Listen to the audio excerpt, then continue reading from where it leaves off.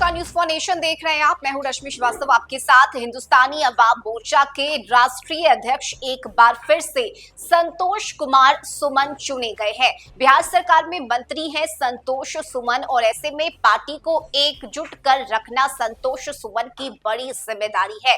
चुनाव भी करीब है और यही वजह है कि एक तरफ जहां संतोष सुमन ने इस बार बिहार विधानसभा चुनाव लड़ने से इनकार किया, उन्होंने बताया कि उनके ऊपर कई बड़ी जिम्मेदारी है। पार्टी के वे राष्ट्रीय अध्यक्ष हैं और ये पद उन्हें संभालना है, पार्टी को एकजुट कर रखना है और 2025 विधानसभा चुनाव में बड़े पैमाने पर जीतना भी है। और यही वजह है कि संतोष सुमन को देखिए एक बार फिर से उन्हें यह जिम्मेदारी सौंपी गई है और राष्ट्रीय अध्यक्ष उन्हें बनाया गया है।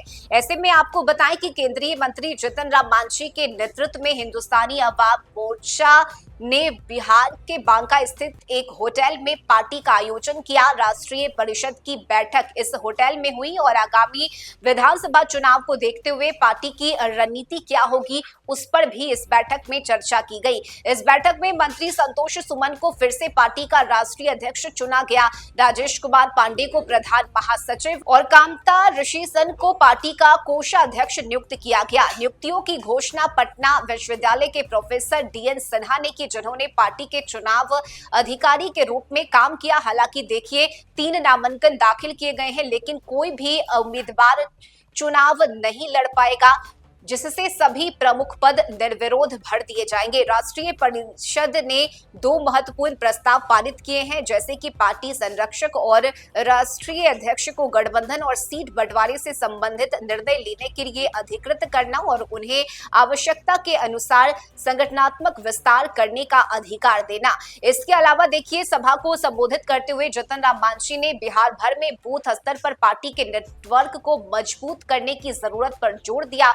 उन्होंने माना कि कुछ जिलों में पार्टी की मौजूदगी अपेक्षाकृत कमजोर है और इस बात पर जोर दिया उन्होंने कि उन क्षेत्रों पर विशेष ध्यान देने की जरूरत है। जीतन राम मांझी ने इस बैठक में कहा कि आगामी विधानसभा चुनाव की तैयारी पर ध्यान दिया जाए और बड़े पैमाने पर तैयारी की जाए। इसका उद्देश्य बूथ स्तर तक संगठन को सक्रिय करना और दलितों और वंचित वर्गों के बीच हमारे समर्थन को मजबूत करना है। जीतन राम मांझी ने इस बैठक में पार्टी के नेताओं को अहम संदेश भी दिए और उन्होंने बताया कि किस तरह से आगामी विधानसभा चुनाव को लेकर रणनीति बनानी है और जन जन तक जाकर अपने संदेश को पहुंचाने का काम करना है। ऐसे में एक बार फिर से पार्टी के अंदर जिम्मेदारियां तय की गई है। पार्टी नेताओं को, कार्यकर्ताओं को टास्क दिया गया है 2025 के विधानसभा चुनाव को ध्यान में रखते हुए। और देखिए जीतन राम मांझी की पार्टी की तरफ से बड़ी सीट पर दावेदारी भी की जा रही है। 30 से 35 सीट पर